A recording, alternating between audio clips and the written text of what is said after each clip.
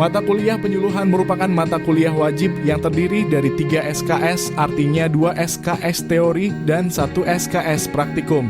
Selanjutnya, nilai hasil praktikum akan dikonversikan menjadi nilai tugas terstruktur dalam kurung, yaitu sebesar 20%.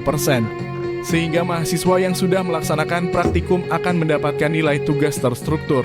Praktikum dilaksanakan secara berkelompok dalam kurung, maksimal 5 orang, anggota kelompok dipilih sendiri. Hasil praktikum dalam kurung laporan praktikum dibuat dalam bentuk file dan dikumpulkan ke Classroom paling lambat pada hari ujian akhir semester atau UAS mata kuliah penyuluhan.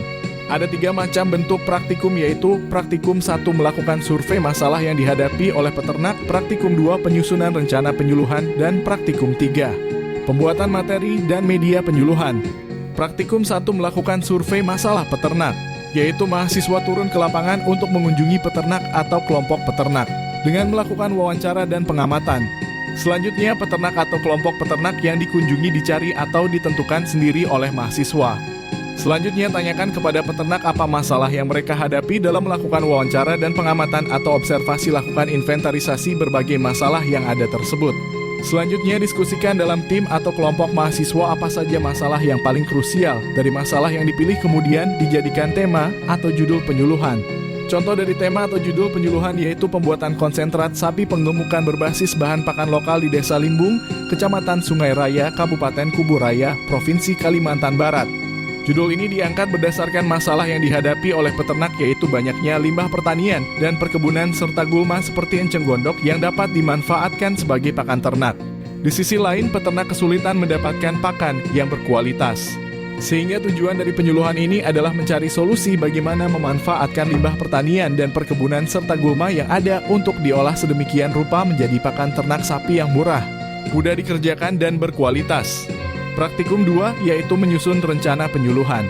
Rencana penyuluhan disusun berdasarkan judul penyuluhan.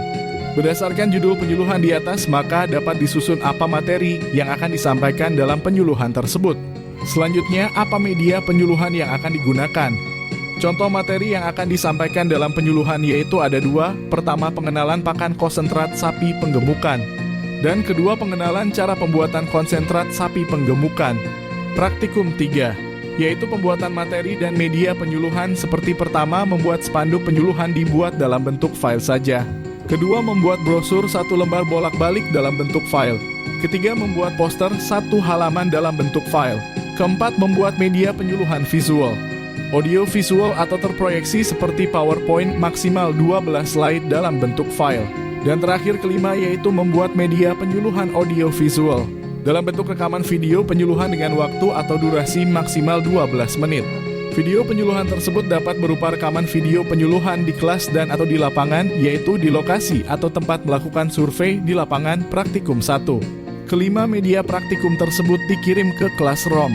Pertimbangan dalam membuat media penyuluhan diantaranya adalah sederhana, mudah dimengerti dan dikenal, menggunakan ide-ide baru, menarik, mengesankan, menggunakan bahasa yang mudah dimengerti peternak, mengajar peternak untuk memperhatikan, mengingatkan, mencoba dan menerima ide-ide yang dikemukakan. Contoh spanduk penyuluhan isinya ada nama kegiatan yaitu penyuluhan peternakan, ada tema atau judul penyuluhan, ada nama tim penyuluh, nama tempat penyuluhan dilaksanakan, dan terakhir tanggal, bulan, dan tahun penyuluhan. Contoh brosur, isinya brosur minimal meliputi tentang apa masalah yang disuluh. Misalnya tentang penyakit ternak. Apa gejala-gejala penyakit tersebut? Bagaimana mengobatinya? Apa obat yang dapat digunakan? Terakhir, bagaimana mencegah penyakit tersebut? Brosur ditulis dalam 2 kolom setiap halaman. Contoh poster. Isi poster merupakan ringkasan dari brosur dan dibuat dalam bentuk bagan, tahapan atau langkah-langkah. Ditulis dengan kalimat yang sederhana dan sangat singkat. Misalnya pertama, tentang gejala-gejala penyakit ternak. Kedua, tentang penyebab munculnya penyakit tersebut pada ternak, dan ketiga, bagaimana mengobatinya. Poster ditulis pada 1 halaman saja dengan kertas A4 ukuran 21 cm x 297 cm.